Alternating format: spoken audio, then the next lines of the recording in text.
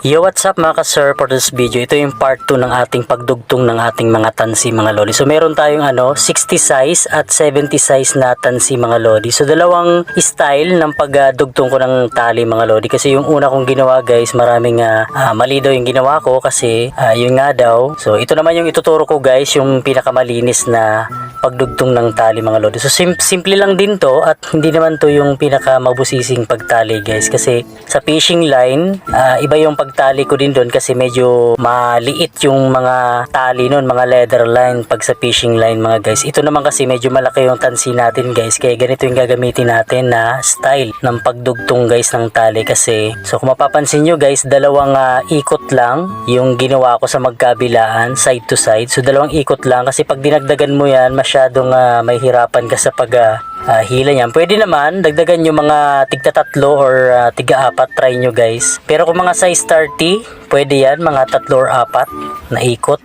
So yung ginawa ko dyan mga dalawang ikot lang. So goods na yan dahil malaki yung ating tansi na ginamit. Size 60 at size 70 mga lodi. So ganyan yung maging itsura niyan kapag hinila mo na siya. So yan.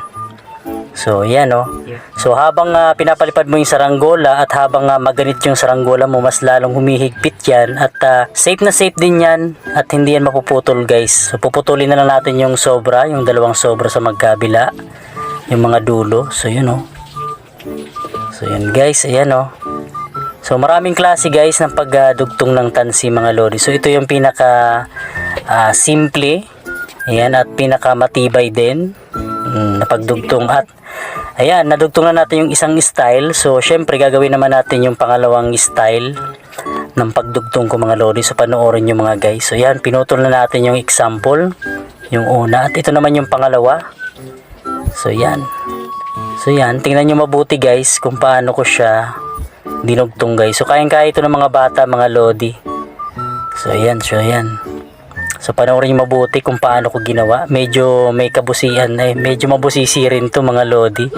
So yan, tingnan nyo mabuti guys. So yan So yan, isang ikot lang din ginawa ko dyan. Pwede din dalawa.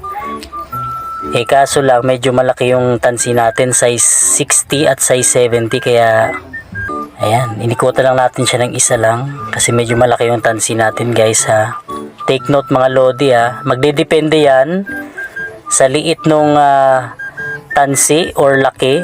So yun So napakahigpit niyan mga guys at napaka tibay niyan mga lodi. Kapag hinila mo niyan, lalo yan hihigpit at ayan, malinis na malinis yan guys. Yun, marami nga nag-comment nga na hindi daw malinis yung ginawa ko. Yung